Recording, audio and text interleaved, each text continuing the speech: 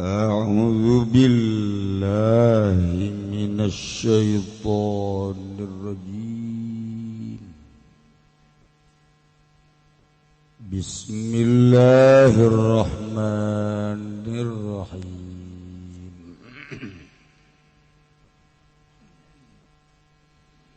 syaratu ibilim lan utawi syarat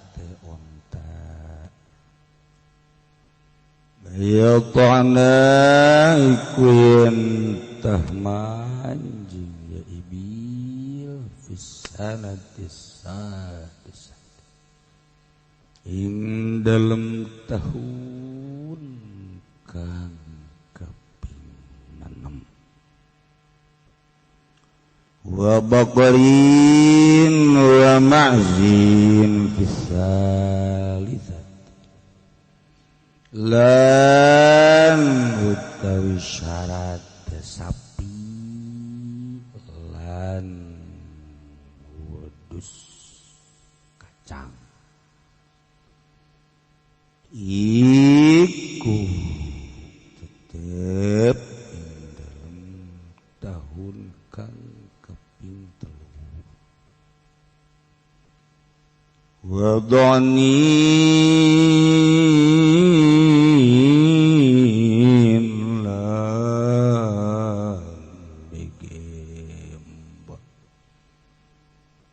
saniyati ku tetep ing dalem tahun kang kaping 2 wa ya juzul zakarun wa unzan lan wenang opo hewan kang lanang lan hewan kang wadon wa khasiyun lan hewan kang den kabiri wal ba'iru wal baqaratu an sabatin lan utawi sapi lan wedhus lan utawi unta lan sapi kutetep saking kang 7 wasyatu an wahidin ngaji teu boga duit makieu rarasan geus di lockdown teh jadi teu pararugu sepi ngaji orengan anu gairah pabrik ditutup warung ditutup segala ditutup paidahar terus ya urusan wasyatuan jadi kadinya heran yang mah wasyatuan wahidin lan utawi wedhus mah ikut saking wahidin halim gubernur ngaco sia ngalugot teh aduh ya Allah ya gila ngaji hiburan ulah niat ngaji urang hiburan we urang masyaallah geus aya niat hiburan mah tunu hees tunu nundutan ngaranna hiburan wa abdaluha bairun lan utai kang leuwih utama-utamane utiai ku onta suma baqaratun gari-gari haji pen dipencit kudu ada ngaco kieu nya insyaallah orengan dan rembungeun kolot teuing subaba qaratun gari-gari sapi sumadhon gari-gari embe gembol sumamasun gari-gari wedhus kacang wasabu siyahin abdalu min bairin lan utai pitu pirang-pirang wedhus iku kang leuwih utama tinimbang saking onta wasyatun afdalu min musyarakat dan utawi wedhus sawiji iku kang leuwih utama imang saking sesekuton fi bairin ing dalem onta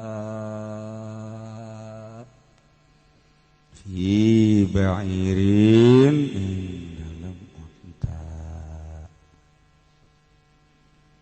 Para jamaah kaum muslimin wal muslimat Allah orang bacakan heula Fatihah hiji saedah pring sewu kemudian Sila Zahra binti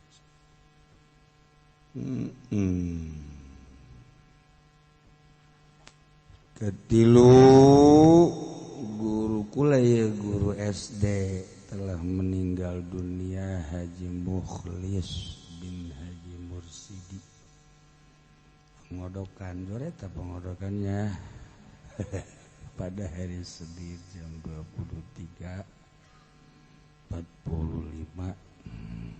umur 67 tahun baheula pertama jadi guru nyana ngajar di SD 4 bagian agama setiap poe Jumat terus kebelah dia jadi kepala sekolah kamari Senin maut orang doakeun mudah-mudahan dihampura sakabeh dosana tarima amal ibadahna dilegakeun tur dicaangkeun di kuburanana dibere kanikmatan kubur ku Gusti Allah bi barakati ummil Quran al-Fatihah.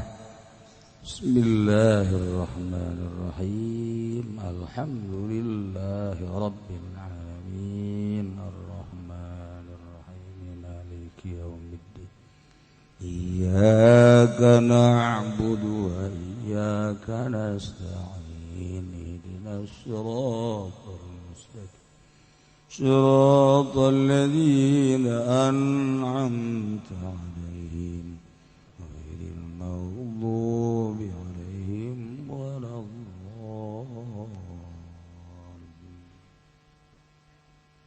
Kedua kanggo dulur urang tetangga urang kasepuhan urang Haji Kosasih Kang Acih kan begitu kan maut kalawan tesepuh tetep orang doakeun eueuh deui pake kahayang geus di alam kubur mah kecuali kiriman doa karasa ya kunyana muncul mun teu percaya paeh ge tapi nu kolot heula ya urang doakeun mudah-mudahan tetep urang doakeun mudah-mudahan dihampura dosana ditarima amal ibadahna dilegakeun tur dicaangkeun di kuburanana dibere kanikmatan kubur ku Gusti Allah bi barakati ummil Quran al-Fatihah. Bismillahirrahmanirrahim. Alhamdulillah Ar-Rahmanir-Rahim Maliki iyyaka na'budu wa iyyaka nasta'in ihdinas siratal ladzina an'amta 'alaihim ghairil maghdubi 'alaihim waladdallin.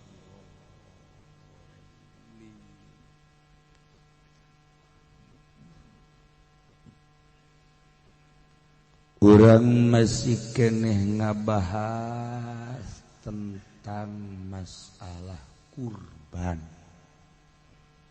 anu urang kabehan insyaallah bakal ngadahar daging korban macan pugu ngadahar mah insyaallah.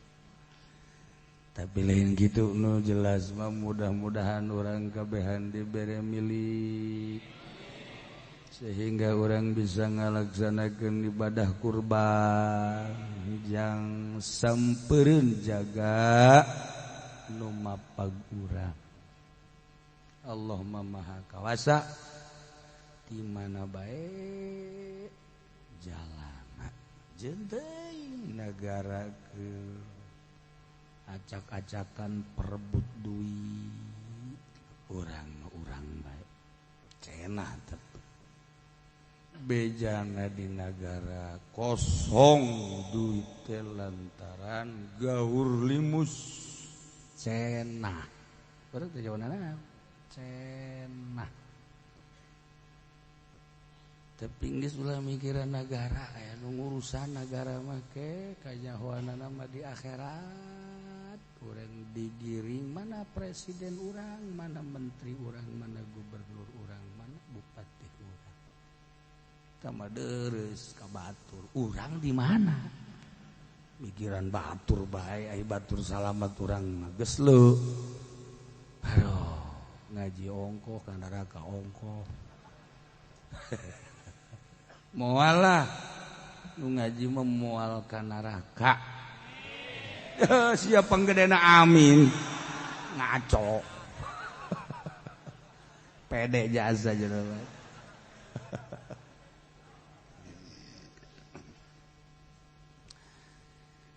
Duh jelas mah kabehan we urang minta salamet jadulur urang ge loba nu jadi pemerintah anak urang jadi pemerintah urang jadi rakyatna tetep bae urang ngadoa mudah-mudahan urang kabehan disalametkeun hingga urang aya dina ridho Allah Subhanahu wa ta'ala.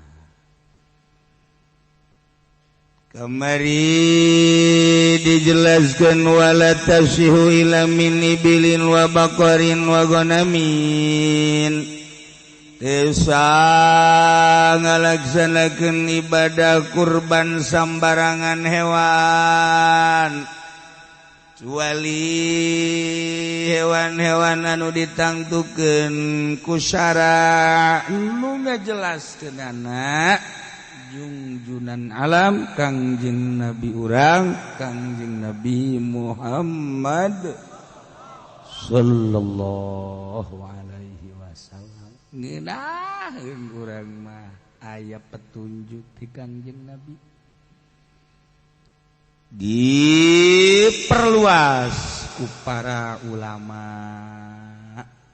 dicatat dina kitab-kitab kudu neangan hadis-hadis di hadisan ge jeung urang masa kieu bae geus bandingan langsung ijma ulama cenah hayang ge cenah hadis mondok atuh sia mondok teu hayang hadis tampilin sok wae geus urang mah adu bodoh mah dalilna ijma. Oh iya duku urang kuari keur diaji. Duku urang kuari keur diaji. Hese we hese-hese.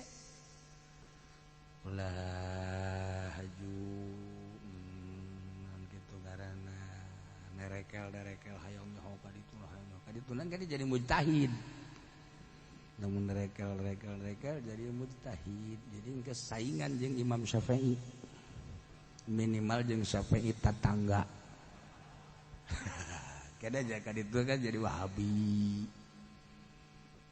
Jadi Wahabi, kuari keur gencar-gencar da di Indonesia Wahabinisasi.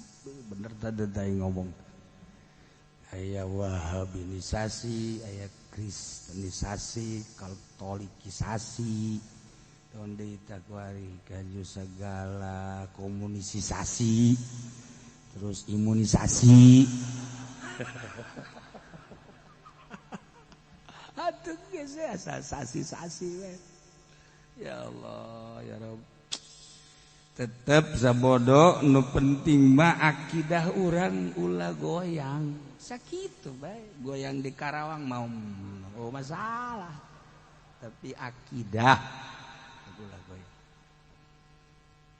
dari dunia ila daril akhirah enggak sesakitu urang yakinkeun akidah urang urusan-urusan rame-rame batur sabodo sakitu mah salametkeun diri urang eueuh nu karunya ka awak urang wardi urang pikiran ke aing lamun sakarat di mana jeung kumaha ke di jero kubur pertanyaan malaikat mungkar nakir aing kumaha nalika digiring ka mahsyar batur maya nu mapageun ai-ai kumaha tah eta bandingan ge pikiran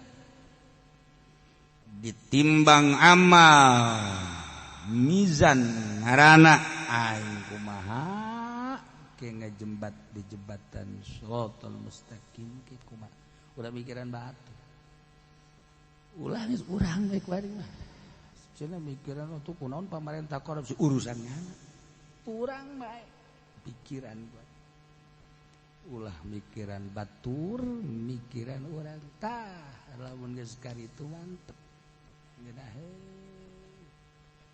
urang hudang ti peuting ji aing kunaon hudang sosoranganan batur ge jan teh SD tolol teh jebatan aing hudang sosoranganan goblok beureun aing pupus ya keur bagus eta dataran mikiran batur babaturan aing ge hudang mah nya aing hudang aing goblok-goblok teh je nu mantap ngomong gitu aya jeleumana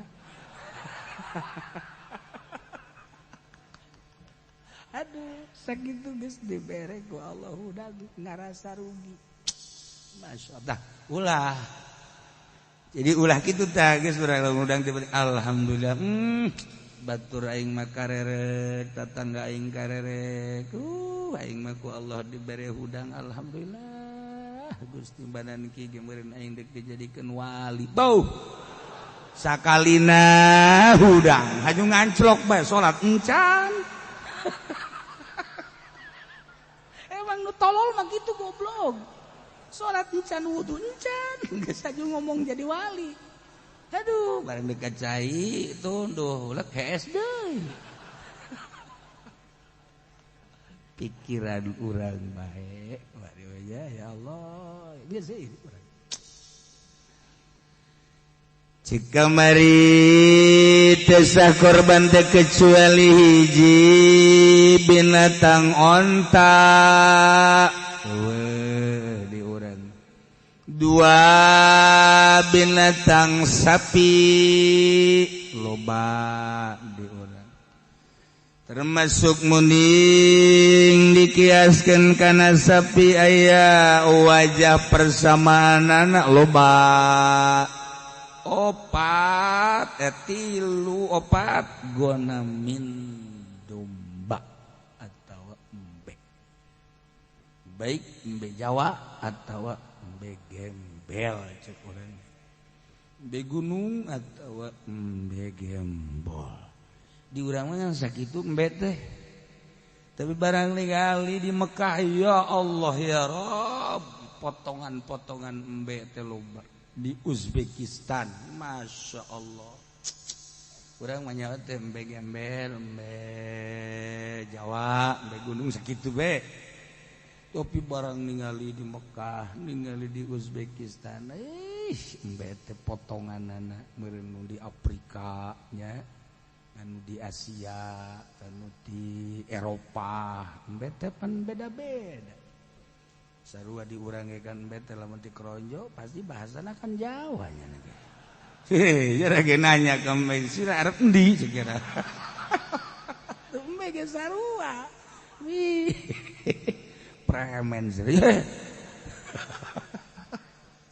tuh ya masyaallah kari urang teu ngarti bae ka bahasa embe itu embe teh ngomong sarua sebenarnya mah komo di alam embe baheula di alam hewan pan ngaromong mau ngomong macan ngomong kacil ngomong buaya kabeh ngaromong hayang kabeh ngaromong akhirna ge sarua nyana baris jana mah tuh ngomong Kangjeng Nabi Sulaiman lah anu ngarti ka bahasa-bahasa seluruh bisa komunikasi boro-boro jeung hewan jeung angin bisa ngobrol Kangjeng Nabi Sulaiman alaihis Masya Allah lengkap Gusti Allah ngadamel Nabi sangat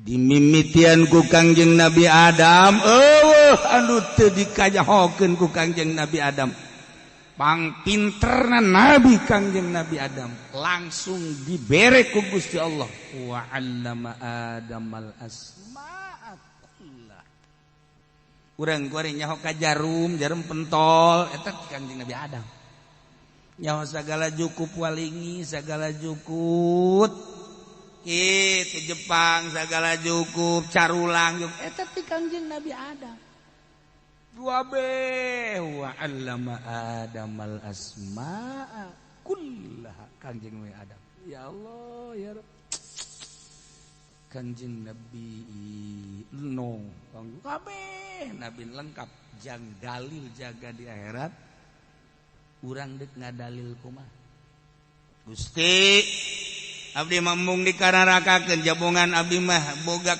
kasugihan pan hingga teu kaburu pan sugih tenang ti Gusti teu kaburu abdi teh ibadah ngurusan dunia pamere ti Gusti sugihan saha sia jeung Nabi aing Sulaiman deuk ka mana lumpat Gusti abdi mambung dikanarakakeun ja abdi mah pan boga kasep hingga abdi teh ieu teh ku kasep teh perebut jelema teh kasep abdi teh ieu teh diperebutkeun abdi teh ngurusan kasep hingga teu kaburu ibadah kasepan saha sia jeung Nabi aing Yusuf ayo sia mah irung ka kos kutil bae geus ya geus ngaku kasep sagala tuh isi luragan ya Allah Gusti abdi mah ieu teh teu kaburu ibadah lantaran gering abdi mah gering teh lain lalagaan pan gering teh ti Gusti bongana abdi dibere gering hingga abdi teu kaburu ibadah coba geringan mana coba jeung Nabi aing Ayub ayo sia deuk lumpat ka mana deuk lumpat ka mana Gusti abdi mah teu kaburu ibadah lantaran susah jasa fakir aya di abdi miskin aya di abdi pakiran saha jeung Nabi aing ngaran Muhammad dek lompat ka mana ujung-ujung nama tuh kumati Gusti lain ku kumaha seret sia mah seret tah eta bata kurang ngaji ge teh embung diseret ieu mantap kurang ngaji teh ieu teh hayang ka sorga embung ibadah sakitu sebenarnya atuh bloon ngaranna teh mah tuh ya syarat nagwari syartu ibilin ayatana pisanati sadisati lamun urang de korban make onta eta teh kudu mencukupi persyaratan kurban syarat dalamun dina onta mun make umur ieu umurna teh umur 5 memasuki genep tahun 5 ka genep tarak beunang pake korban lah geus teu kudu panjang-panjang dibahas ontana ge eueuh aya hiji ge hayang balik deui ka tirisan teu kudu liwat ngaji anu bangsa moal dilaksanakeun liwat geus eueuh teu baca onta sapi kuari sapi aya bahkan urang ge hampir kos sapi sartu baqarin ayatana isalisati syarat korban make hewan sapi berikut munding teu kaharti munding mah kebo sebeuh sangadenge kebo sapi munding nusah dipakai kurban mencukupi syarat fisalisati umur 2 tahun masuk ka 3 jadi berarti geus pol 2 tahun pol kuari asup ka 3 nah sing hade tah barang namun endek sapi tanyakeun umurna sabaraha tahun ye ka tukang sapina gitu keneh ka tukang mundingna ka tukang kebaya umur sabaraha tahun tukang sapi mah panah yang laku kakarak satahun satengah bung 3 tahun goblok tukang sapi mah blon kana mah geus teu main-main pokona 3 tahun pan cenah ieu mah leutik emang ieu mah turunanna leutik ceng ieu sapina mah geus pokona geus lah geus nya murah cek nyana teh nya ampun tukang sapi mah kos teu nyawa aturan. Jadi kudu aya sertifikat umur sebenarnya mah. Ieu teh sapi teh bin saha umurna sabaraha. Kudu aya silsilahan.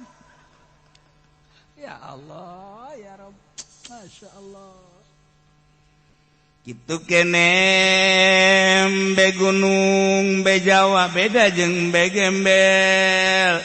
Mbe Jawa mah 2 tahun po asup ka 3 nya ada beda teh mbe gembel mah mbe gunung mbe Jawa mbe gunung sarua teh 2 tahun po masuk ka 3 eta karak sah dipake korban. Oh tenget-tenget kurang ya gedeng deui pan urang korban siap ngadahar dagingna. Korban nama endek nama ngan can kaimpleng can deui. Can kaimpleng jadi PHK pan deui. Aduh. Tenang kalem bae Allah Maha Kawasa. 2 Ketilu syartu banin syarat sana korban make mbe gembel mbe Garut gembol sarua urang gembel di Garut gembol beda setik urang gembel sebab nu mantak disebut gembel tilok diurus di urang mah kos gembel di pandian tilok, pandi paraban tilok, leungit marah goblok. Tolol deh. Aku lalu kos kitu teh nya. Ya Allah, ai ngapi milik hayang babanda dilepaskeun teh nya homapal kanu sejen. Di pandian tilok, di paraban tilok baheula mah biasa kan make talancu. Disebutna palatok geus patok tadi huma teh plok geus nyana ngider bedi eta mah rada adab keneh ieu penting mah unu bogana ge dibuka bae kandangna ayo sia karju malah macaknya didoakeun sing bisa mapal sia tolong gembel nanti disebutna gembel mulai di Cipondo, Gondrong, Ciledug, mun aya embe mapal ka kembangna langsung potong sukuna. Ngadiprak deui dinya. Kan ya nu boga neang.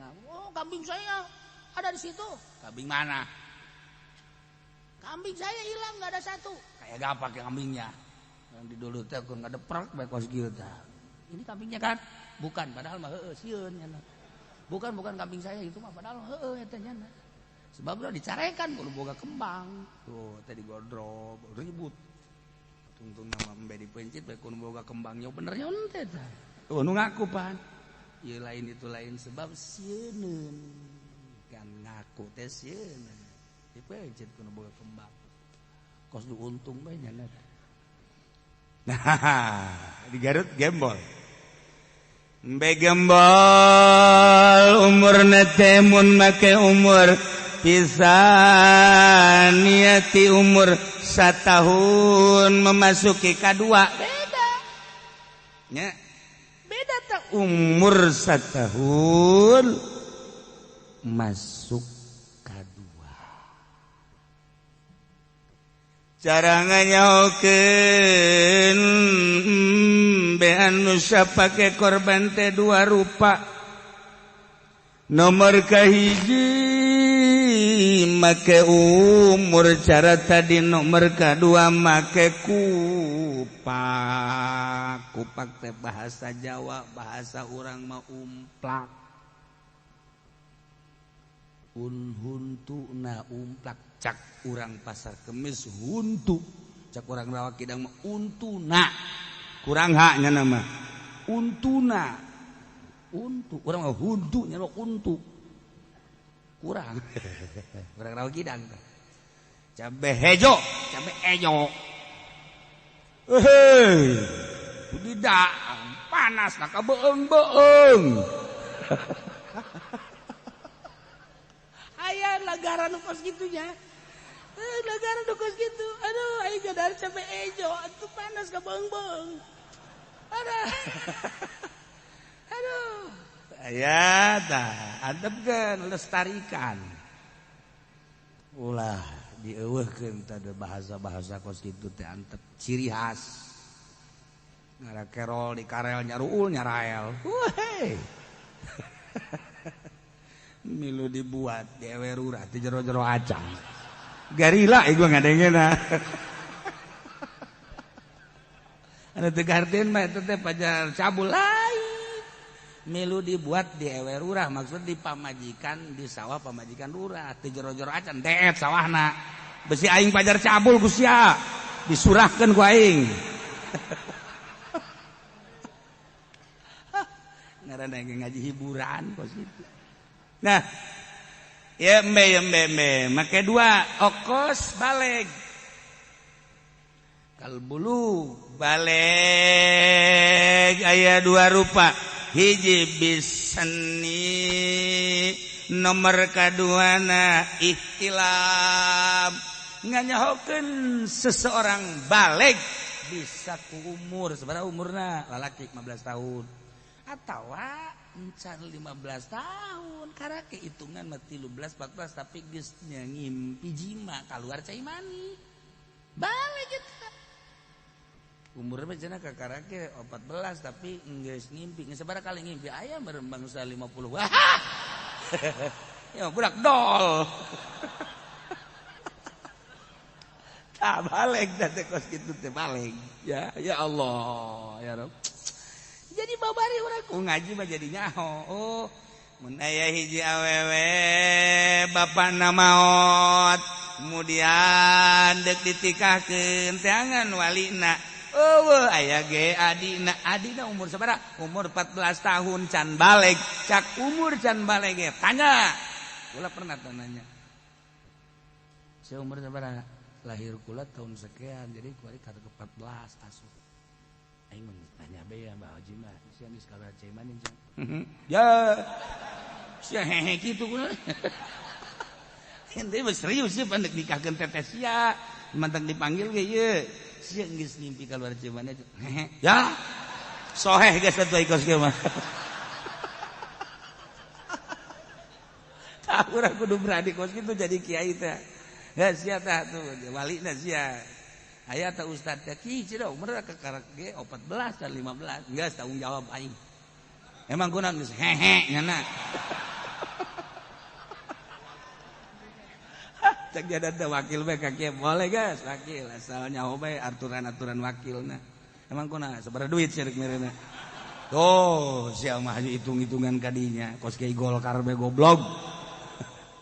Nah, eta carita umur carita baleg ieu ge sarua ieu ge sarua nya abeh jelas ya urang abeh jelas sebab menghadapi bulan raya Dzulhijjah yembe gembel mun umur mah kuduna satahun masuk ka 2 tahun full masuk ka 2 berarti 12 ka 13 14, 15 terserah. Yang penting full setahun. Iya maka karek pas setahun atau kurang. Cuman calangapkeun. Rek. Rogoh. Geus umplak. Geus asal geus umplak bae bahasa kolot kupak. Geus sah. Sah pakai korbanna. Masya Allah babari sebenarnya bae geus nyaho mah ulah bae dicabutan ku tukang embe ya sia diumplak-umplakeun sia going tukang embe jahat goblok gawe dan ngumplak-ngumplakeun embe ya da ieulah urang supaya jelasnya abeh ibadah urang teh mencukupi persyaratan jadi ngeunaheun urang teh tasbih pas bisa akur jeung aturan Kangjeng Nabi urang Kangjeng Nabi Muhammad sallallahu alaihi wasallam tuh gitu ceritanya Kangjeng Nabi nyaritakeun tentang hewan kurban anu dipake kurban teh ieu menurut umur teh sakumaha tadi atawa nurutkeun kakupakanana sanajan kurang mencukupi umur tapi geus umplak geus kupaksa pake kurban sakitu tak kurban sakitu bae geus Kiai cenah hayang mah hayang ieu teh kurban teh cuman lantaran ayeuna lockdown teu boga duit kumaha kula mah lamun dek korban make kotok bae masalah kotok bae geus lah ya Gusti Maha Uninga ieu mah deuk ulah teh teuing bae kurban mangga Ibnu Abbas teh nyaritakeun ngan di luar aturan nu tadi endek bae ge mangga lamun teu boga-boga amat ieu jelema korban hayam aju bebe jaga Kangjeng Nabi bagus cek Kangjeng ieu dagingna kamanakeun cek Kangjeng bikeun ka fakir miskin yana bebeja di dieu mah eueuh deui nu leuwih fakir iwati kula hakan sia ya Allah ya Rabb ajunya lagi kulam kecom kucam kecom ya jadi ente kalau jadi geus bae pencit ku maneh dahar ku maneh jeung pamajikan maneh geus bae sakitu ya Allah ya Rabbi hampang sebenarnya hampang teu kudu disaksian ku batur dulur kadari aing dikorban hayam jadi di kamarakeun ka aing keneh aing tugasna naon nakbiran doang goblok sia Allahu akbar Allahu akbar Allahu akbar la ilaha illallah wallahu akbar pansuna kamari Allahu akbar walillahil hamd susah beres bawa ka imam cek nu takbir aing naon kebae sia mah caina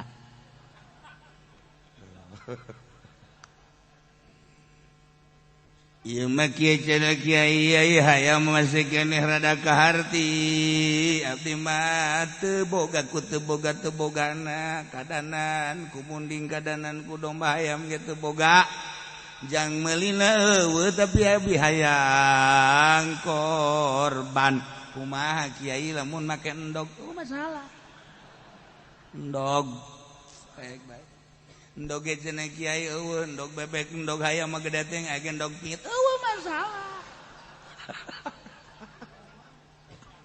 piit endog piit sia-sia nu boga endog sia nu ngulub sia nu ngadahar maksud Kangjeng Nabi mah ulah polostromo di bulan haji nu bisa korban-korban nu teu bisa naon nu urang bisa sodakohkeun ayo keur diperhatikeun ku Gusti Allah Maha Uninga Gusti Allah Gusti abdi teu boga ieu teh ngan bogana teh mencit hayam bae hunggul heuh aing ge nyaho tuh kan cek Gusti Allah Gusti abdi teu apa teu boga naon ngan boga endog urang aing leuwih nyaho hayu naon bae nu Gusti bisa dikorbankeun nu penting sia korban tuh kan masyaallah ieu ganjaranna gede kumpul lamun haji urang bisa tak ti kurang melindog 5 haji di kulu baju urang ngobrol jeung babaturan aing hayang korban tapi aing boga anak butuheun ieu disedekahkeun ka sia tapi sia sedekah deui ka aing tah eta kos kitu ya Allah atuh geus masalah geus tah aing sedekah ka sia barang sedekah teh disedekahkeun deui lumpat can geus milik aing gitu. Ya jadi ya kesimpulan apa korban ngorbankeun naon urang. Oh. Insyaallah. Yes. Mantep tai urang geus nyaho mah. Tenang perasaan.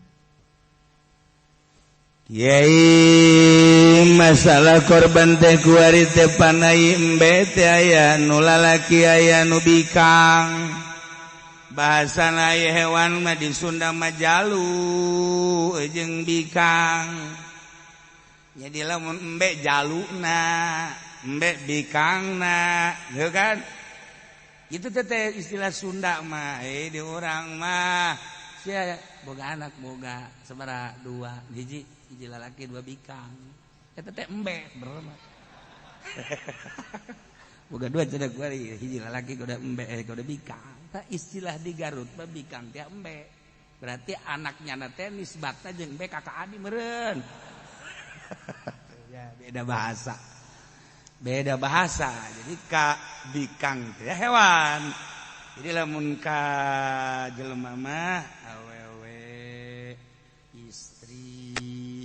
takos gitu tah ya tapi eta teh kumaha istilahna lamun kieu gaduh putra sabaraha 2 hiji awewe ulah istri sebab ka anak mah ulah sopan hiji awewe hiji lalaki itu kan ulah pameget lamun nu nanya tak karak oh gaduh putra 2 mun hiji cak anu bapana hiji awewe nu hiji lalaki oh nu hiji istri nu hiji pameget pen beda eta kene tapi kubahan nu ngomongna moal bisa-bisa sia eta ge iraha ge eta kudu kawin jeung urang Bandung mun hayang bisa Sunda kudu kawin jeung urang Bandung atawa jeung urang Garut urang Tasik henteu kudu belajar deui bisa sorangan kos kula bisa bahasa Inggris lantaran pernah di Inggris yeah I eat be-nya I want to eat I'm hungry atuh nyaho giliran mayar no sia tah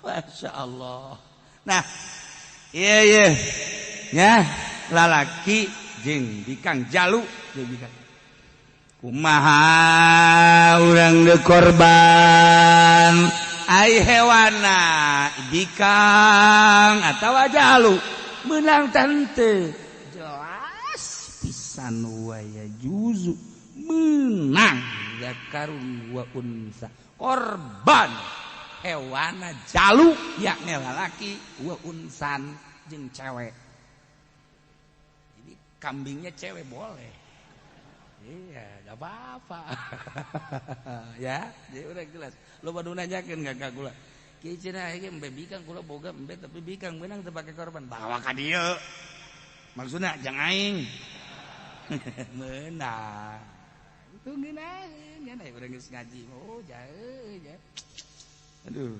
nikmat urang boga kanyaho geus ulah bingung-bingung nu mawa urang jadi ustad atau jadi kiai sia imam embe meureun eta korban ge penuh tandukan cewek kiai embena cewek ya tiba heula ge tilok aya nu korban embe bikang bawa deui ka ditu ganti kan nyana hatena nyeri ya Allah emang sebenarnya menang tah henteu sih nyana kan bingung di jalan tah aya geus gaji kieu mah urang bisa ngadebat kiai atuh Assalamualaikum salam cenah korban embe naon eta kok bikang atuh masalah bikang ge cak sasia embe bikang meunang kamari aing ngaji makana kiai ngaji atuh tunggu ge isineun we eleh ku murid. Masya Allah. Sakiaina ulah aing mah teu dari mabikang. Aja teu dari mama. Geus bawa deui ka aing ku aing ka imah. Tungtung nama kiai henteu nyana henteu. Nu jelas lain kitu ieu keur carita ieu menang. Korban embe lalaki ya de jalu bikang. Ya Allah.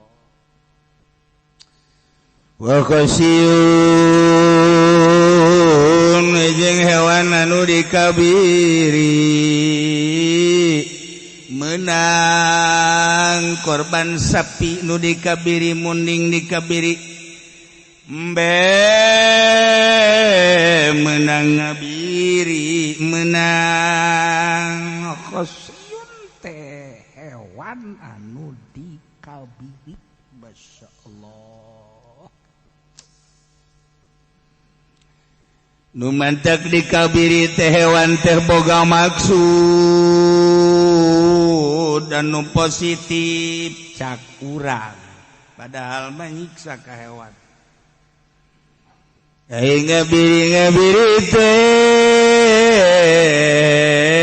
makuti khosiyatahu hewan anu disumpungan dua pelerna. Jadi pelerna teh dibelek dikaluarkeun dengan tujuan wajib makut yamin ziyadatul lami supaya tambah-tambah lintu awakna lantaran lamun hewan dikabiri kan nyana geus teu bisa ngajalangan lawanna berarti kan naon ben asup ka awakna jadi daging bleg bleg bleg lintu entek besi lalaki lintu buat dikabiri tah. Cenah kieu sok ka mana bae. Nah iya lintu bener lintu sebab tidak tersalurkan. Jadi lintu kana awak. Nah lu dimaksud sunan gitu ngabiri itu supaya lintuh abeh engke pakai korban mantep masalah masalah ya sah doha biki basyaini maju ini kangjeng Nabi pernah ngalaksanakeun korban make domba kibasan dikabiri duanana pernah. Jadi naon bae anu kuari geus jadi ijma eta pernah dilaksanakeun ku Kangjeng Nabi urang Kangjeng Nabi Muhammad sallallahu alaihi wasallam. Guys, bikang boleh lalaki komo nangabiri masalah. Jadi ya hopan urang kuari. Ya Allah.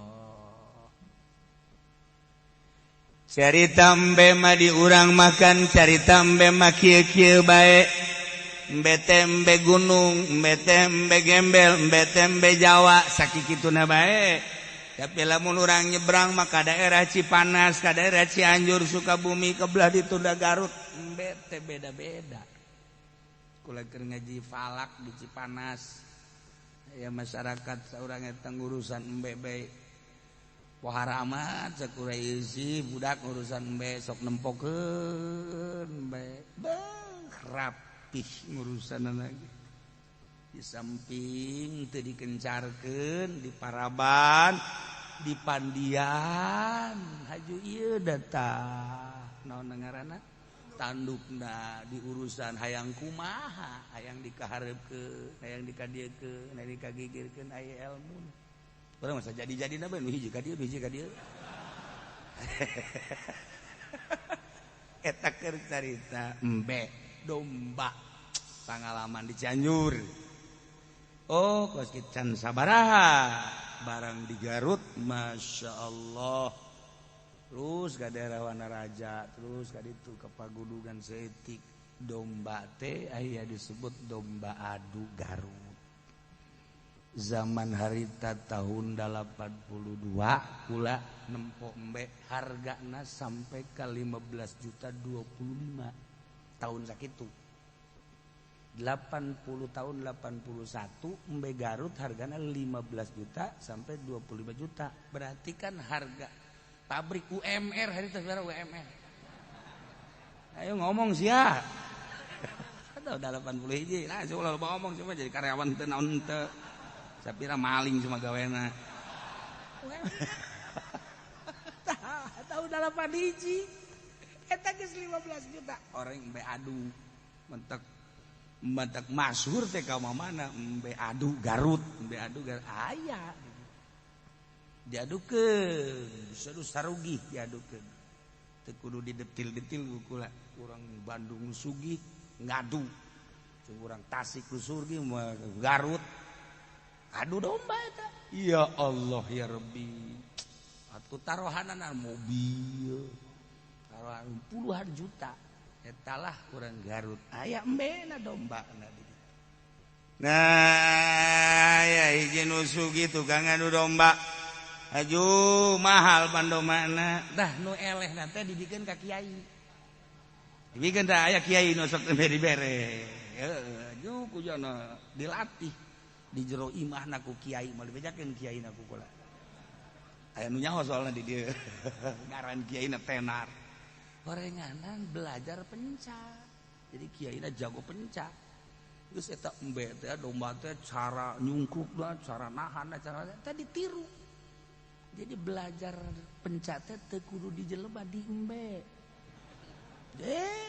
engke dilawan punyana wah duaan jadi gelut teh jeung embe lamun katakol pencit sia ku aing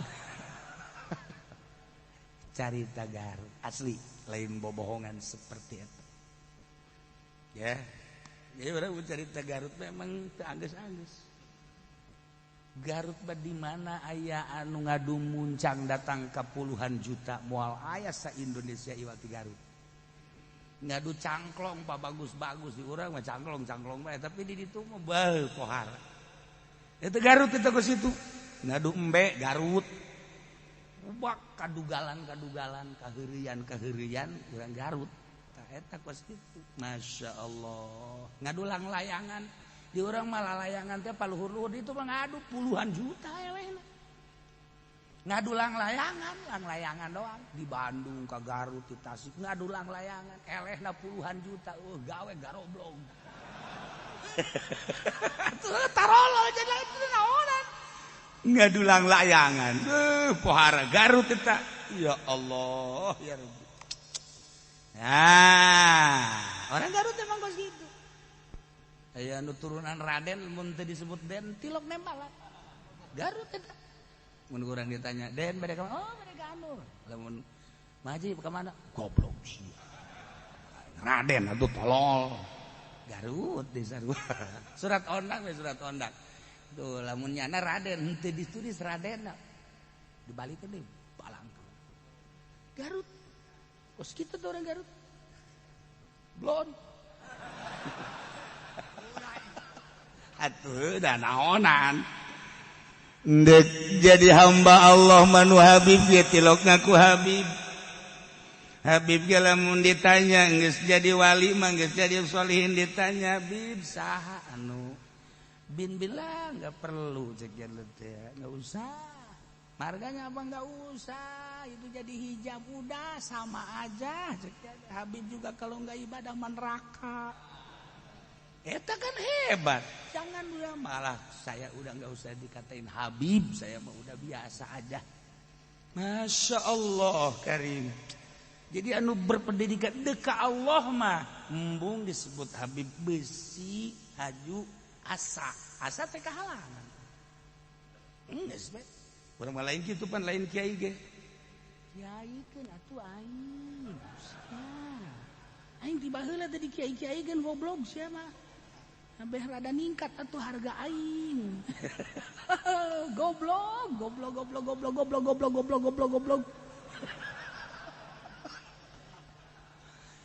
tapi diradenkeun baku batur mangga dikiaikeun mah mangga diabuyakeun mangga ieu mah dihabibkeun mah mangga ngan urangna ulah hayang sakitu ulah hayang nah lamun geus hayang eta hijab ngaran sebab Salman Al-Farisi urang Persia disebut Salman Faris.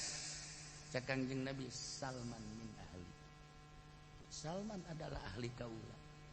Bakal bareng di sorga. Lain Habib, lain turunan Habib. Ajam ya nama orang Persia. Tapi cak Kangjeng Nabi Salman min ahli. Jehehe. Atuh berarti kan nu di deuleu teh lain turunan-turunan anak. Eta kan Kangjeng Nabi pohara jasa. Di aku ku Kangjeng Nabi. Kuari teh hiber Kangjeng Nabi ningalian. Mono ieu nu ahli aing. Lain turunanana tapi min ahli. Sanajan turunanana ai teu akur jeung Kangjeng Nabi mah. Komo sia eta mah. Kaditu. Tuh ya. Ya urang ulah leutik hate.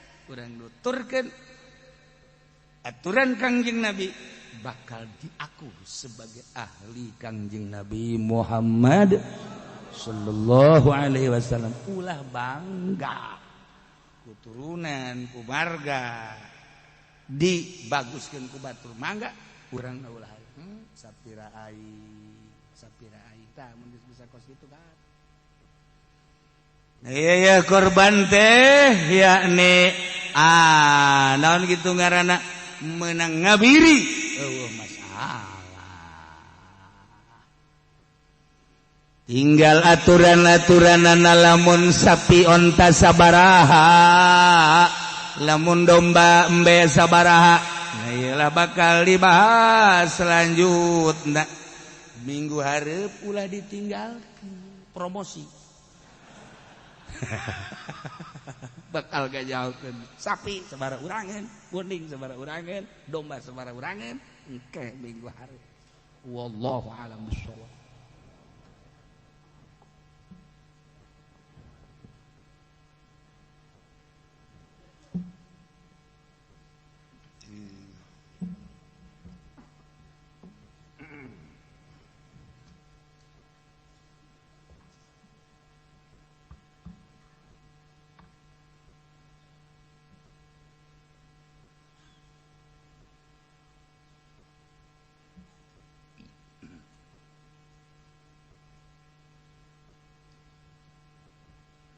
A'udzu billahi minasy syaithanir rajim.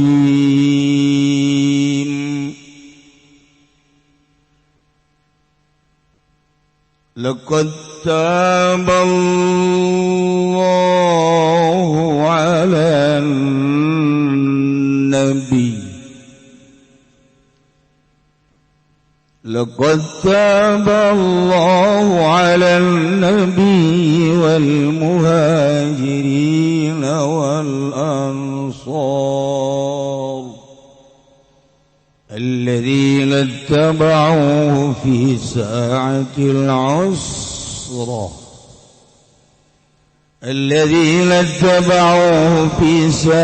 العسرة من بعد ما كاد يزيغ قلوب فريق منهم ثم تاب عليهم إنه بهم رؤوف رحيم Wallahu a'lamu bimaradil. Laqad taballahu ya kita teman-teman narima tobat sapa Allah ay Adam tegas ngalanggengkeun ya Allah taubat ing narima tobat ya Allah ala nabi ngatasé Kangjeng Nabi wal muhajirin lan sahabat muhajirin kabeh wal ansari lan sahabat ansor alladzina tegezau akeh itabauhu kang nuti aladina kebehu ingkang jeung Nabi pisaatil usrat ing dalam waktu sukar. Waktiha tegezau waktuna wasawahiya haluhum lan utawiya saatil usrat ikuting kahaya alladzina fi ghazwati Tabuk ing dalam perang Tabuk kana rajulan yaqtasman tamratan ana sapawong lanang roro iku ngabagi roro ya rajulan ing kormasui wala syaratu ya'taqibun al-ba'ir al-wahidalan utai wong 10 iku silih genteni asyara'i ngontasaing ngontakang suwi wastadal harlan sangat apa panas hatta syaribul faras malam-malam pada ngarumbe naswadal farasa ing kesah Imbadi maga dan saking sausana yang tapara kelakuan Yazid macane bita iwal yai kalawan taklan iya tami tegese condong apa kulubu pariki pirang-pirang ati golongan minhum kang tetep sakit Antibai saking aruping kangjeng Nabi letakulup maring dari mangari limahum bihikun kadue barang kang utawi farik ing dalam mautawi farik ikut tetep ing dalam minasyiddatinya dan saking sang Umatab alaihim gari-gari nari matabat ya Allah alaihim ingatase alladhina bisabati kalawan tetapkan innahu bihim ra'ufur rahim satuna Allah bihim kalawan fariq ikro kang sangat welas rohim muntur kang ake sangat welas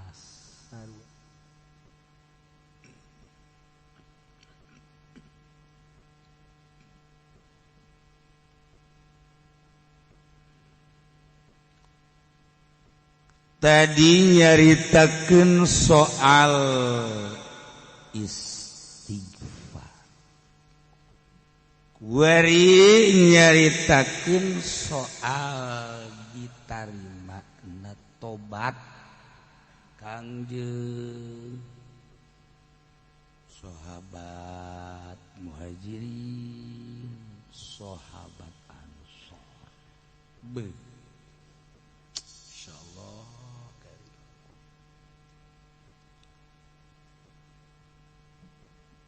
Iya ayatnya nyaritakan tentang perjuangan kangjeng beserta para sahabat memperjuangkan agama Allah perang terakhir perang Tabuk sakumaha nu ngisilakeun dina awal nyaritakeun perang Tabuk ieu mah kelanjutanana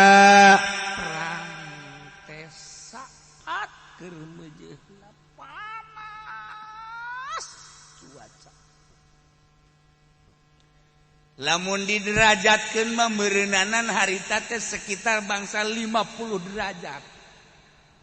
Panas. Insyaallah. Panas Madinah. Di samping panas teh deui eueuh kadaharan susah luar biasa. Masya Allah.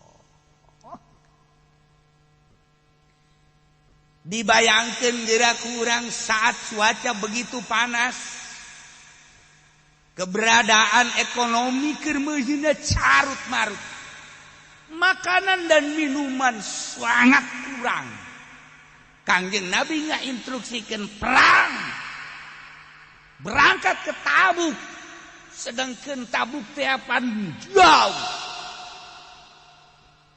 itu ke arah Syria. Masya Allah karim.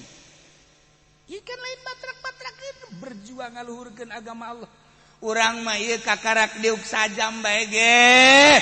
Bari geus ngawuduk geus ngopi, geus culak-cileuk bae padahal mah adem ayem. Panas sama saeutik bae geus culak-cileuk bae. geus neulehan kiai bae zalim kiai heuh. Masya Allah. Iya naon gara Kangjeng Nabi. Nah, sahabat siap. Anu ngaran sahabat muhajirin, anu ngaran sahabat ansor, ketika diinstruksikan perang, geus deuleu kasih si kagiger siap. Ya Allah ya Rabb, eta silaluhur amat iman jeung kayakinan. Sebab paeh teh paeh. Ieu teh jadi kanikmatan, paeh sorga, dekira deui hirup. Ngelila-lila di dunia ngan sakadar ngajauhan sorga maninya pakai berjuang paeh langsung sorga. Eta keur ngaji mah urang ngeunaheun teh ngomong kos kitu tah. Ya Allah, tapi di lapangan aduh, utang itu, mobil lu itu can anggeus, motor lu itu can anggeus, malah mah kuari deuk kawin deui jeung urang Karawang. Gara roblog jasa mah. Ira-ira berjuang tah sahabat. Ya Allah ya Rob, Gusti Allah Ta'ala. Sidina Ali langsung sumping. Ka Kangjeng lantaran Sidina Ali teu diajak perang. Nyeuna ngadagoan beki kok can diajak sih ieu perang. Mangga di Sidina Ali pan panggagahna geus kieu bae ye.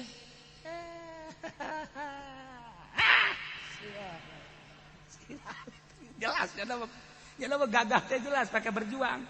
Urang gagah teh pakai koprok melulu. Hei. Sidali segian ya. Amis ngadenge perang teh amis. Sidina Abu Bakar Siddiq, Sidina Umar, Sidina Ali. Can diajak. Instruksi Kangjeng. Cek Kangjeng Ali, maneh mah ulah milu perang. Sidina Ali aing siap jasa perang. Jadi dititah ulah perang teh sedih. Hayang jasa perang. Oko santri deuk diajak ngariung. Hehehe, geus jejeles sakumaha Muhammad Ali diri. Aduh. Geus mantep jasa cenah geus gejle we pah barang ulah maneh mah sedihun teh santri jae pah. Ali kaula beserta para sahabat Ansor, kaula beserta para sahabat Muhajirin berangkat ka Tabuk. Perang anjeun sebagai pengganti sementara ieu sebagai khalifah. Sidina Ali teh kan luhur berarti dijadikan khalifah ku Kangjeng Nabi pengganti selama kepergian ke Tabuk kan luhur. Tapi kulantaran jiwana jiwa perang, jana mah tetep hayang perang bae. Usai jeung bae sih cek cara teh. Eta ku hayang-hayang perang ya Allah ya Rabb. Tapi kan Kangjeng Nabi malain kahayang nafsu, nah instruksi ti Allah atuh. Sumantak aya bahasa anta indi kaharun li Musa. Bahasa Kangjeng Nabi. Atardo, alam tardo, apakah anjeun ridho ataukah anjeun teu ridho bahwa anjeun teh sebagai Harun nisbati Musa. Anjeun teh jeung kula teh ieu teh anggap anjeun teh berarti Kangjeng Nabi harus luhur atuh. Kakarak dehnya, oh masya Allah, mangga tuh ikut gitu mah, habis siap untuk mengenalkan negara. Anu milu makan kan 30.000 manusia, 30.000 manusia saat eta kan loba sebenarnya mah. Urang lamun perang Badar ngan sakara 313.000,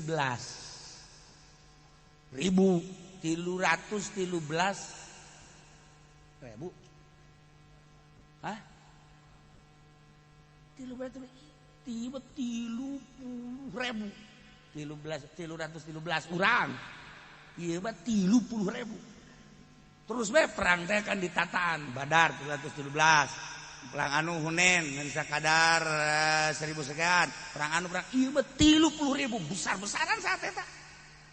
Nah cek Kangjeng Nabi wahai Ali anjeun dinisbatkeun ka kula lir teu beda jeung Harun nisbat ka Kangjeng Nabi Musa.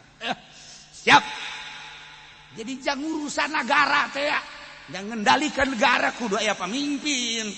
Sebab kahirupan anu sapopoena teh eta beusi aya nu teu dahar, beusi aya nu teu nginum, beusi aya nu kelaparan, beusi aya dan lain-lain sebagainya. Nah, kulukum roin sebagai pemimpinna adalah Ali saat itu. Wah, siap cek Sidina Ali.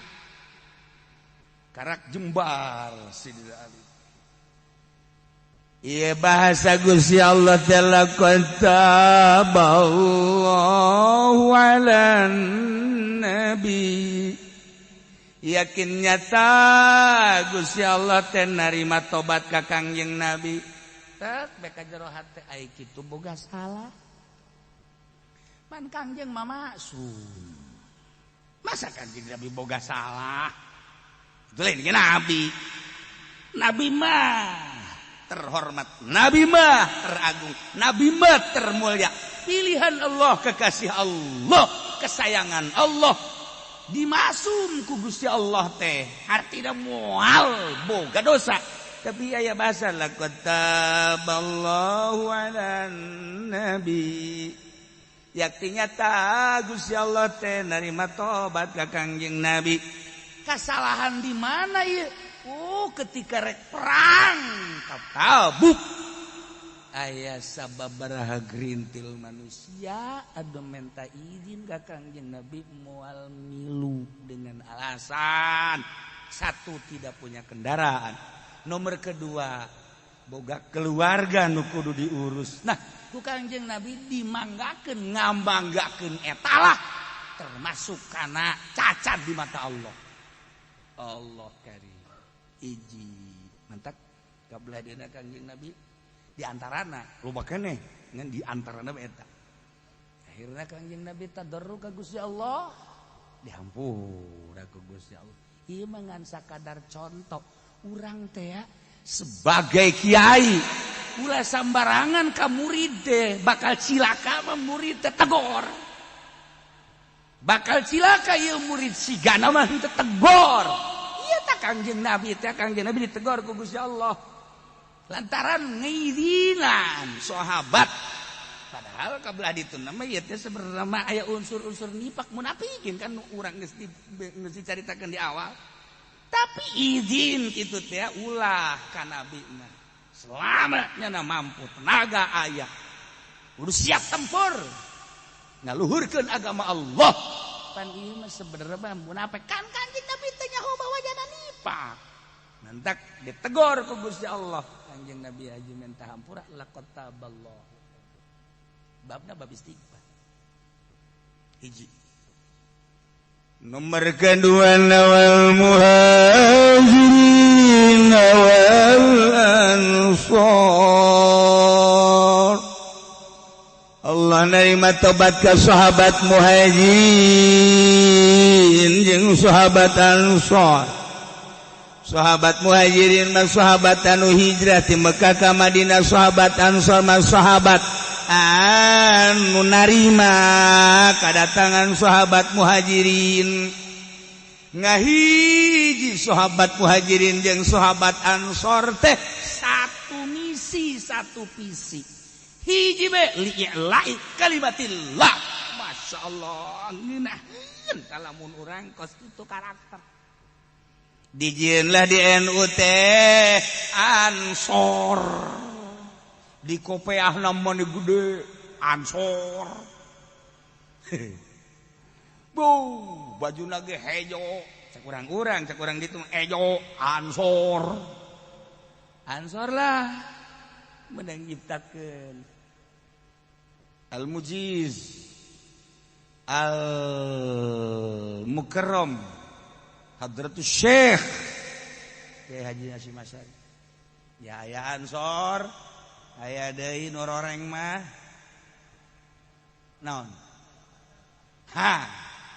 Banser. tentara Kajajaden. Oh, masalah bagus. Bagus. Mantap jasa. Nah, terus ya Ansor, ya Banser, hiji deui naon? Hiji deui naon? Hah? Waduh ya tuh bebeja sih. Geus we tah Ansor, Banser, mantep. Tah, ege ketingkatan-tingkatan. Nah ya. Muhajirin jeung Ansor teh alladzina taba'u fi sa'atil usrah. Jelema-jelema anu nuturkeun Kangjeng Nabi dina waktu kesulitan kan sangat sulit. Hiji panas anu luar biasa. Nomor kaduana susah. Digambarkeun ku Imam Jalal di dieu. Kasusahanana beusi ente hayang nyaho kana rajulani yaqtasimani tamratan. Hiji korma bisa dibelah dua tah jang sia ieu jang aing. Ku susah-susahna. Tapi berangkat menuju Tabuk sakitu panas luar biasa. Batur ieu teh tah ieu kuari aya Islam di urang. Ieu teh kuari aya gede pas pondok pesantren. Ieu teh hasil maranehan anu berjuang. Kurang dilanjutkeun kuari. Kuari deuk diacak-acak deuk diganti satu ketuhanan yang Maha Esa. Kajen kuanyana bae. Tapi kan dia hasil perjuangan para muhajirin, hasil perjuangan para ansor. Dilanjut ku para ulama-ulama, wali-wali Allah nu aya di Indonesia. Lanjut datang ka kuari. Iyalah hasil perjuangan manehanna urang mah tinggal ngalanjutkeun bersyukur ka Allah aya maranehanana anu berjuang para aulia-aulia Allah. Aulia tisah anu jelas kabelah dina wali-wali, sholihin-sholihin, kiai-kiai mun maranehanana deuk kumaha agama. Randapan gerate alhamdulillahirabbil alamin. Masyaallah hasil jerih payah para wali Allah, hasil jerih payah para kiai-kiai nu ari ikhlas. Baheulana ieu korma hiji bagi dua dalam perjuangan Tabuk seperti eta. Bahkan lain eta ngariung sapuluhan kormana hiji dicaian ke disesep ku saurang diganti ku ieu dan datang ka eueuh caian hiji korma ku sapuluhan. Inget urang perjuangan manehan namanya ku diabaikeun begitu saja ku urang. Ye siap. Ka mana? Hasil berjuang para sahabat Masya Allah sakitu perihna jeung naon kitu ngaranna capekna. Urang mah tinggal neruskeun ku ari baca kitab komo Ki Pudolim. Ya ondang saudara guriwel. Eta mah lain berjuang teh anu ka situ usaha. Ngan lumayan we sakitu malah jadi kokoprak ketualanan. Tuh. Ya Allah, ya Rabbi, eta olam digawe sia. Teu digawe teu naon berkat hayang pan goblok. Lah sok cilek sia. Tuh, hasil berjuang eta. Hiji korma di dieu. Lain lalagaan Imam Jalal teh ieu teh ti Kanjeng Nabi. Yaqtasimani tamratan. Hiji dibelah dua. Di lain tuh dijelaskeun eta teh hiji ku sapuluhan caian sedot. Masyaallah dalam rangka lillahi kalimatillah susah ya panas seperti gitu. Kendaraanana dijelaskan di dia sekedar ya mah wal asyaratu ya'takibunal ba'ir al wahid. Ontanangan hiji lalakon sakitu jauhna kapan. Nah, ieu kan nu ieu naek ke meunang kitu 10 kilo ieu turun ke ganti ontana hiji ku 10 ku susah-susahna kebeneran kebelah dieuna teh can datang ka Tabuk panas anu luar biasa sadal haru hatta syaribul faras eueuh jang minum kesang dipaut dipereti diinum. Iya kan jelas ya mah tafsir lain lalagaan. Diceritakeun kesusahan teh hayang nyaho perjuangan agama melalui Tabuk tah. Stadal haru pohara luar biasa panasna hatta syaribul faras sehingga kesulitan cai eueuh panas satu. Jadi bebekelan teh ieu teh kandas kesang diperet diinum. Ieu kuari luhur agama teh tanang perjuangkeun model kos kitu. Masyaallah karim. Di samping eta cek Sidina Umar. Cek Sidina Umar lain kitu-kitu acan hampura cek Sidina Umar. Ieu teh onta pencet dagingna di dahar. Naon bae cai nu aya di jero onta diinum. Deuk cai naon bae.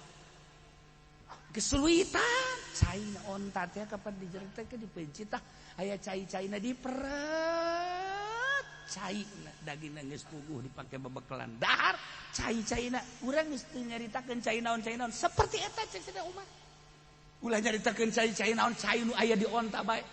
Urang kan asumsina kadinya meureunnanan. Cai eta geus ulah loba omong cek Sidina Umar kesulitan. Tuh bahkan ke belah dieuna usul sahabat teh ka Kangjeng. Urang pencit teh onta. Sidina Umar ngacung. Ulah. Cek Kangjeng Nabi kunaon Umar make jeung ulah. Lamun dipencitan bae beak pake dahar memeh berjuang. Oke engke urang balik kumaha? Geus tahan. Ya Allah ya Rabb. Akhirna menjelang datang ke Tabuk, sahabat kabeh daratan ka Kangjeng, ya Rasulullah. Tembongkeun ka Rasulan Gusti. Aya naon? Lelah kami datang. Dahaga jeung lapar. Urang boro-boro perang ke di medan laga. Awak ge sakieu ieu kaayaanan. Cek Kangjeng Nabi, madeh teu percaya ka ulah Rasul? Percaya dong mantak ieu usul ge. Kiatu sesa bawa ka dieu sesa dibawa ku Kangjeng kabeh dihiji ngadoa Kangjeng diaminan ku sahabat 30.000 Kangjeng Nabi langsung ngadoa beres ngadoa herem dahar eta wadah sawadah doang di dahar ku 30.000-an nyesa teu boga hese jak ditakeunana hese mikirana eta urusan mukjizat. Mantap cek Kangjeng Nabi, asyhadu an la ilaha illallah wa anni rasulullah. Kabeh tarungkul sahabat. Besi butuh kene dahar tah. Tuh ngomong sahabat. Oh, Gusti Rasul. Ieu mah lain masalah nanaon ku aneh da geus hayang dahar. Ku aneh lagi sayang dahar, Masya Allah Gusti teh bener-bener Rasul Allah, bener-bener utusan Allah, bener-bener pesuruh Allah. Siap kami berjuang kajian kumaha ge. Seri Kanjeng Rasul asyhadu an la ilaha illallah wa asyhadu anni rasul. Cak Kanjeng Nabi 2 kali percaya. Geus lain percaya geus teu kudu diomongkeun cek sahabat. Geus urang perang mah cek perang. Tah eta kan ngeunaheun urang bareng jeung Kanjeng Rasul mah. Urang mapan lain, kumpulkan, barang dikumpulkan pan eueuh sawadah si eta.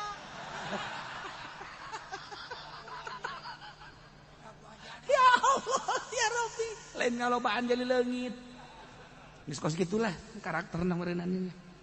Aduh, tah ieu Tabuk teh lain lalagaan. Masyaallah, Karim. Tetapi ieu mah lain deuk nyaritakeun peperangan ja geus ayatna dihandap ieu mah deuk nyaritakeun teh Gusti Allah teh narima tobatna ka Kangjeng Nabi jeung tobat Muhajirin wal Ansor. Ai kitu Muhajirin jeung Ansor teh ieu teh boga salah naon. Datang ka Allah nurunkeun ayat ieu saeutik kasalahanna mah. Begitu dirinci di jero hatena aya kieu cik Muhajirin jeung Ansor teh sabenerna mah urang ngeunaheunana mah ulah perang cicing bae ieu teh di Madinah lantaran sakedeung deui ieu teh bakal panen kunaon haju ditinggalkeun ku urang peperang tah boga pikiran kitu doang tah ditegor ku Gusti Allah teu meunang aya pikiran-pikiran kos kitu ya Allah ya Rabb. Dumatak urang berjuang keur sehat, berjuang keur sugih, berjuang keur lalugina atuh eta mah orok ge bisa. Orok ge bisa. Jelema kuaring ngabangun masjid keur boga duit orok ge bisa. Jelema tahajud kuari teh keur sehat atuh tabah teu kudu ngomong kumaha. Alhamdulillah aing keur penting bisa tahajud, awak sehat, dahar ngeunaheun. Saya dapat sadar sabaraha kali poe kamari mah 5 kali dahar. Atuh pantes mah tahajud ge. Atuh pohara daharna ngopi mah teu kahitung nu kiloan teh beak kabeh. Atuh sia mah teh budak genderuwo teh mah. Tah keur kos kitu tahajud. Eta mah eueuh kemodelan teh mah. Okos sehat, sugih, perang biasa bae. Tentara perang biasa bae. Ya, keur gering, keur susah, tapi ibadah ka Gusti Allah. Duit boga, awak sehat, kendaraan aya, ngaji, orok ge bisa. Orok bisa. Abah ka mana, Ceng? Ngaji ka Cilongok. Emang sok ngaji atunya nama atuh sehat aya di nyana, duit aya di nyana, gagah aya di nyana, atunya nama tukang wuduk ge diborong ku nyana. Anak lagi nyahoun biasa sama kos gitu Pak. Abah ke mana Ceng? Abah ngaji. Emang sok ngaji? Abah mah sebenarnya mah ngaji bae ku ari mah keur teu boga duit. Duit teu boga, aju awakna ge rada gering. Ieu kendaraan teu boga. Aju abah ke mana? Naik naon leumpang. Ti jam sabaraha? Ti jam 3 tadi. Masyaallah. Tah eta bener jelema tah. Eta jelema tah. Mun kuari titah ngacung, eueuh hiji-hiji acan Bandung ngacung kos itu. Tah. Nah, kuari awakna gering, duit teu boga, haju tahajud keur penting. Teu loba lah aya 10 rakaat memereng. Tapi dalam kondisi duit teu boga, awak rada gering, situasi keur bajana kos kieu dibere hudang ku Gusti Allah tetep bae padahal mah rada mirisan tetep bae kacai. Padahal mereda leres tetep bae salat Allahu Akbar. Ta eta ibadah nu hebat mantap dicoba ku Gusti Allah sia kamari mah sehat coba bisa tahajud kuari-kuari digeringkeun sia. Kakarak sales mah doang ge. Geus haju dibujur pamajikan urutan. Cak pamajikan mah kurang puyang ya kana puyang padahal mah teu sabaraha. Ya semu rada nipu saeutik lah kamu pamajikan. Pencetan, waduh, jaket lagi, lalanjung, padahal Allah maha uning kan, geringna teu sabaraha. Cak Allah tolol sia. Emang aing teu nyawa aing bere panyakit lagi ka sia. Geus dibal-bali. Iya, pencetan. Iya ka dieu. Iya ka dieu. Ayo ka mana? Iya ka dieu. Sudah biasa jeung pamajikan cenah gering ka, loba omong. Kan beres kan kos gitu mah. Masya Allah. Nah, iya urang dibere teu boga duit, stabil bae ibadah. Dibere gering, stabil bae ibadah urang. Ngomong mangeuna. Laksanakeun coba ku sia. Emang teu eungap gitu. Ieu bae. Ka lain berjamaah, ngomong lah. Jamaah berjamaah dar gencan. Pamajikan ge geus moal nyande aing lah. Sande kalah mau kos gitu.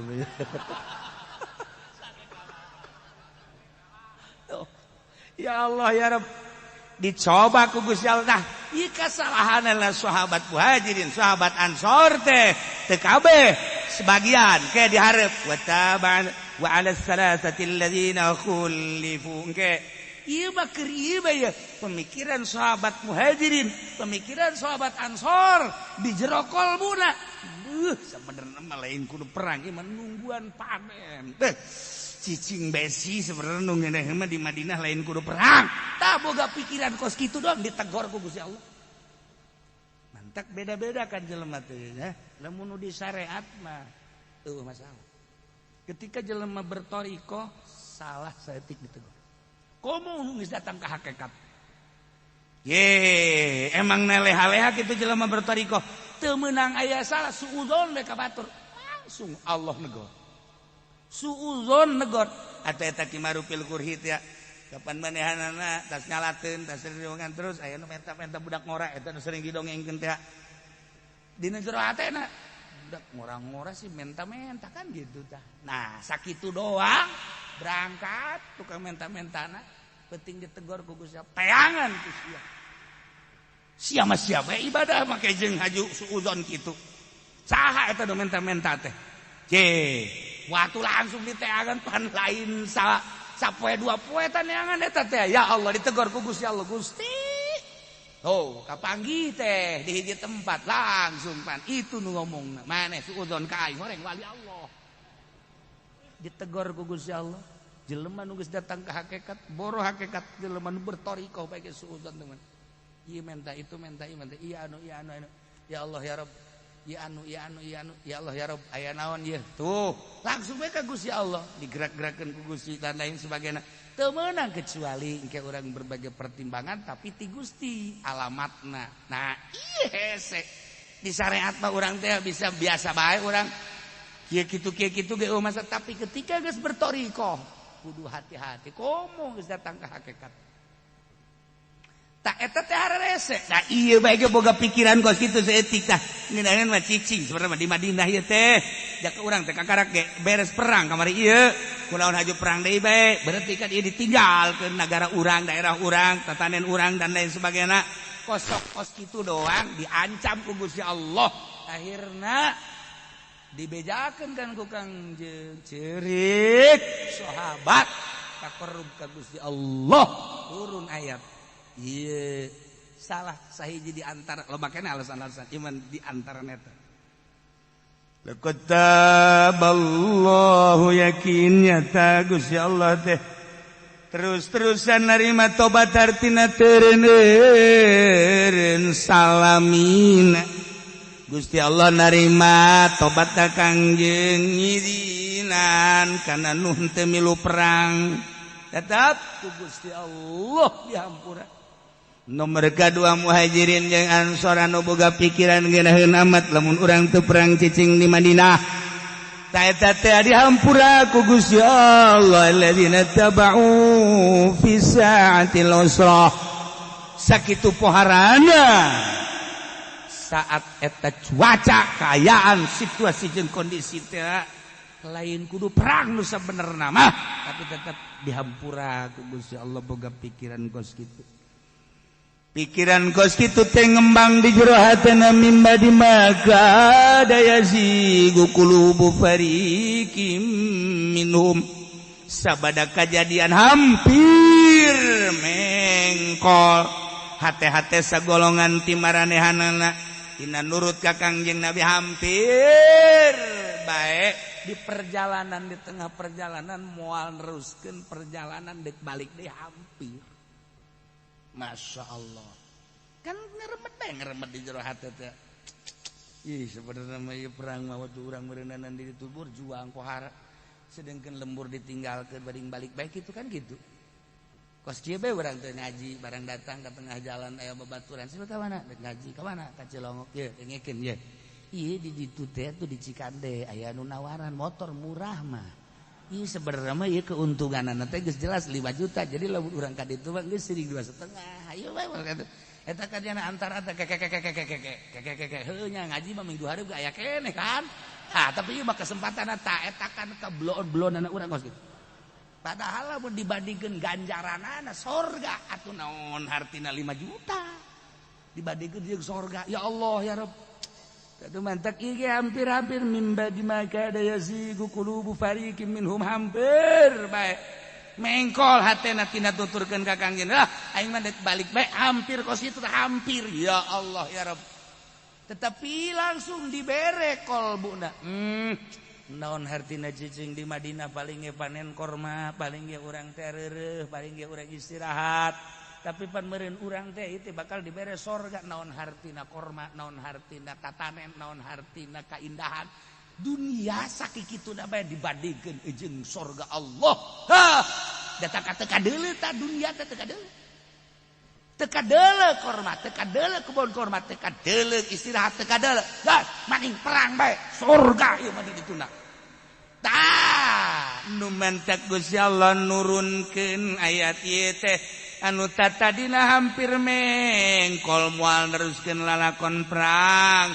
manehanana teh deuk balik deui tetapi Allah mere kucuran hidayah ka jero hatena naon hartina dunia naon hartina istirahat naon hartina leha-leha leuh madingan lanjut urang perang bae tah nu mantak haju dihampura dosa ku Gusti Allah lamun haji balik mah wallahu a'lam tuh di lembur urang teh keur ngabangun masjid kebeneran haju ku ari teh ngabutuhkeun sagala rupa takarak teh naik kenteng doang can diplester can keramik sedangkeun kaayaanana ku ari downlock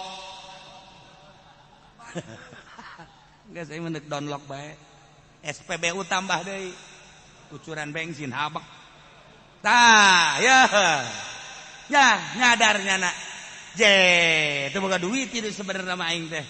Lah, engeusan we lamun di engeusan, geus datang ka dinya doang. Berangkat terus. Tanya nyana ku masyarakat teh. Haji, ieu kumaha kaayaan ieu pembangunan? Terus. Atuh nu ngabiayaan sa?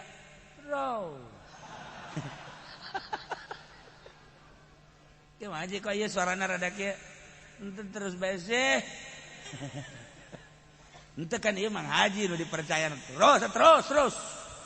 Iya tukang bas engke ge eureun sorangan tukang bas teh dibayar mah. Atuh beres. Terus. Ente ge mang haji kan ieu usaha keur mararacet ge. Lah Allah mah kaya. Atuh Allah kaya yen ai mang haji. Sugan kakucuran ku kakayaan Gusti Allah terus. Terus. Carana kumaha?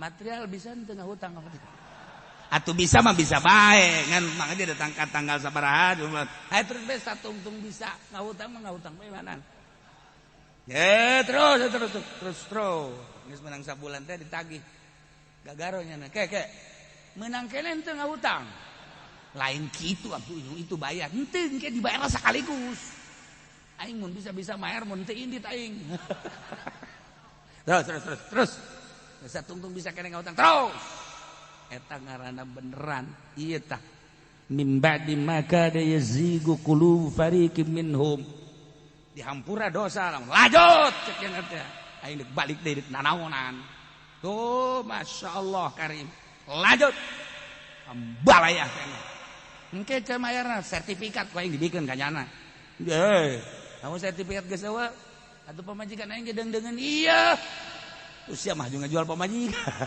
mal tenang insyaallah sebab naon ketika urang ka Allah duit nu Allah urang nu Allah pikiran urang di ka Allah ke teu ceuli datang ka teu dibere bae anu ngambang tah anu teu dibere ge nu ngambang pokos kiai ngambang jadi kiaina sebenarnya saya juga nyeng-nyeng kurang sih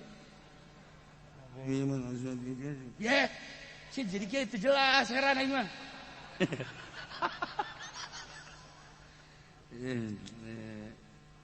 Undangan ke pendopo gitu po dia. Teu jelas. Eta nu boga yayasan teh kiai teu jelas. Teu jelas keyakinanna. Setiap urang ngahadam ka Allah, setiap urang jadi ajudan Allah. Bacakan kitab di hareupeun Allah ulah hayang naon di hareupeun manusia boga bakal loba keanehan dikiriman ku Gusti Allah deuk meuli naon sia jaljol duit dibawa ku cucurut lain aya leungit keyakinan duit engke ambalaya kemudian kue ambalaya eta teh keyakinan lamun teu yakin karak hese dahar ge nu mendak moal aya kasulitan jeung kiai maka jan kumaha ge aya jelema butuh hendak kajual sawah nyana mah teu hayangeun sawah ieu butuh jasa cara kiai jang anu sabaraha meterna sanu padahal mah rada mahal bayar kok kiai sih beradian amat sih bisa kos kitu nu murah geus sakeuna teh kuari giliran mayar nu mahal kok bisa dibayar bae usaha henteu naon henteu aing mah dikiriman ku Gusti Allah si eta teh minta tulung ka aing nang Gusti Allah duit nage aya tak aing geus sugan berat atuh berat mah ada rugi henteu naon henteu anu berat ge tah urang ngajual karung teu laku-laku eta berat sakarang atuh aya mah transaksi naon-naon bayar ieu keur carita emang eta nu kos kitu lain ti Gusti Allah kue ambalayah nang disaha nang di Gusti Allah makanan ambalayah nang eta nang di Gusti Allah lamun ku urang di pikiran moal ka pikiran ta eta teh nu kos kitu teh eta nu kos kitu garana timbul tina kayakinan kumaha Allah mah tas belang jelema Nah ulah aya pikiran naon-naon hayu geus pada ngan kos kitu teh hese kudu belajar heula sebab naon dicoba nanti akan orang lain sebulan 2 bulan tahunan emang tadi dicoba heula ku Gusti Allah ke lamun lulus ka kara ieu mah kakara orang boga santri 15 teu daek balik sial balik atuh sial emang kurang gitu atuh teu balik mah sia teu mere-mere amplop ka aing goblok kipu doli tolol eta kos gitu santri ditahan balik ulah geus dek balik ulah dijamin ku aing bukunya na ge teu dahar bareng siapa yang pae eta jadi kiai keur carita hese nu matak dek dileungitkeun kuari pondok pesantren babari ngomong mah moal bisa naon matak moal bisa emang pondok pesantren pondok lain andai kata tita dieueuhkeun pondok pesantren beuleum ku sia pondok pesantren mah kiai nama tas belanja beuleum ulah aya pondok pesantren eueuh menang saminggu da datang deui kiai milu ngaji pondokna geus teu kudu make pondok da kumaha santri makan kos gitu santri asli teh santri makan kos gitu pondokna kajen cenah gulaman lah dek di imah kiai bae atuh ngaganggu ka aing sia aing moal bisa happy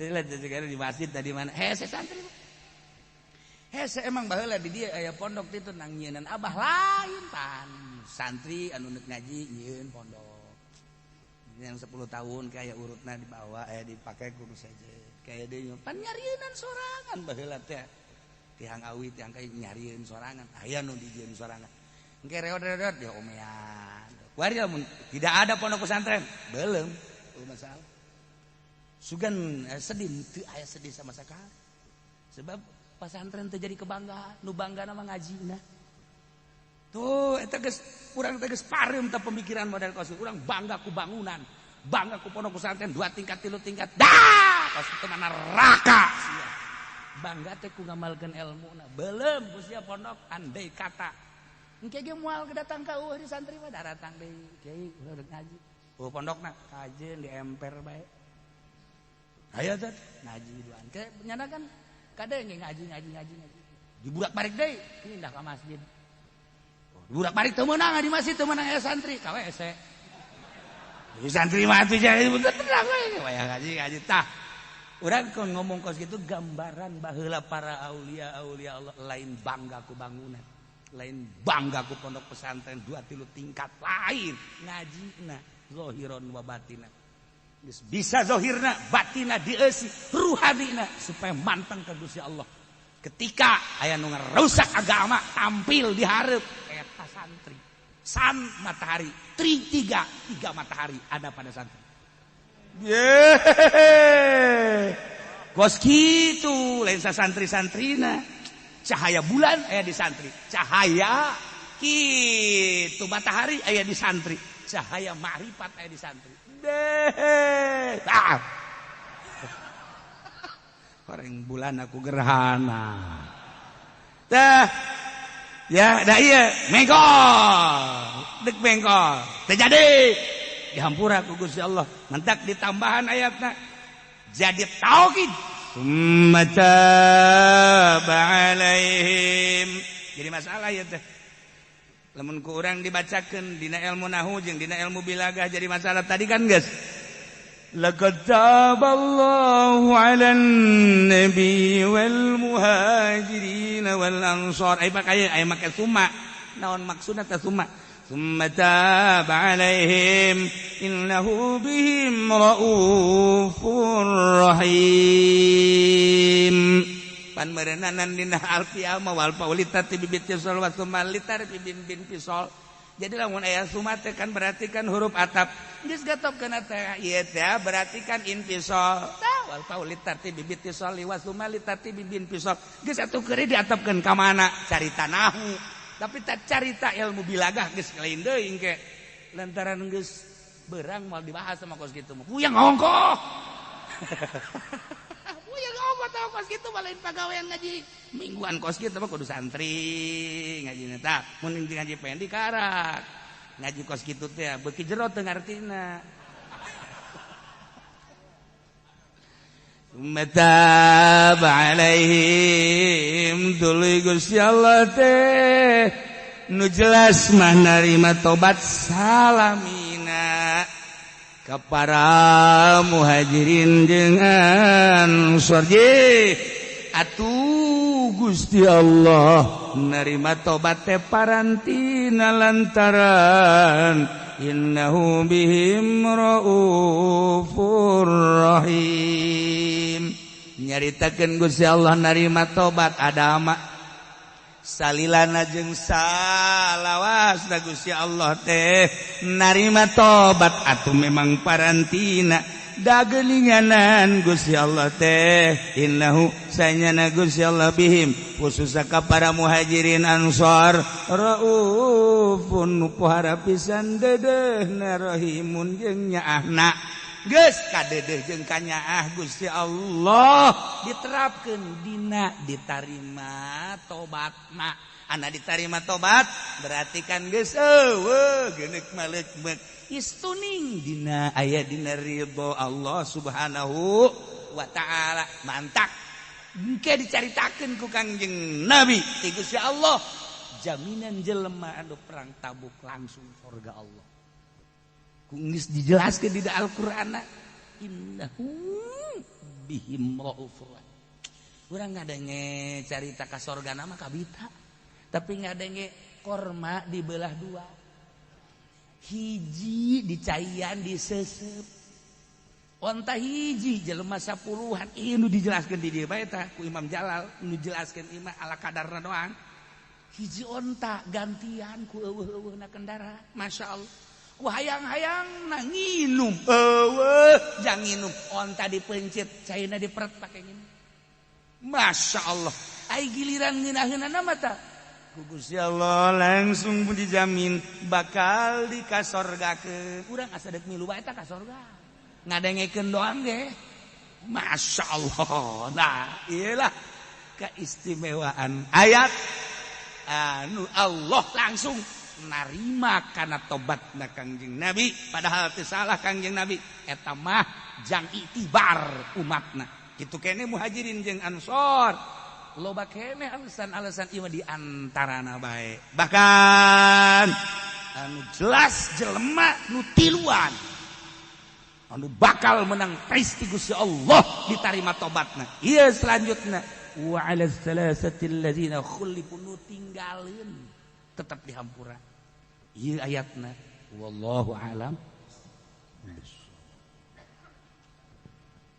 Allahumma shalli wa sallim ala sayyidina Muhammadin fil awwalin wal akhirin wa barik wa sallim wa radiyallahu ta'ala an sadatina ashabi sayyidina Rasulillahi ajma'in. Ya Allah ya Rabbal alamin. Allahumma hadina siratal mustaqim. Allahumma hadina siratal mustaqim. Allahumma hadina siratal mustaqim. صراط الذين أنعمت عليهم من النبيين والصديقين والشهداء والصالحين وحسن أولئك رفيقا ذلك الفضل من الله وكفى بالله عليما صل وسلم على جميع الأنبياء والمرسلين والحمد لله رب العالمين.